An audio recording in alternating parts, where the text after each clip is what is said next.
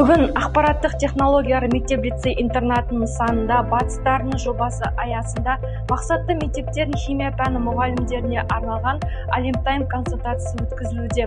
Консультация барысында облыстық және республикалық деңгейдегі химия пәні бойынша олимпиада тапсырмаларының бірінші топ теориялық есептері, тоқталатын болсақ баш есептері, буфер ретіндері және кристалды қор есептері қарастырылуда. Сонымен қатар екінші эксперименттік турға арналған тәжірибе алаңы өздірілді.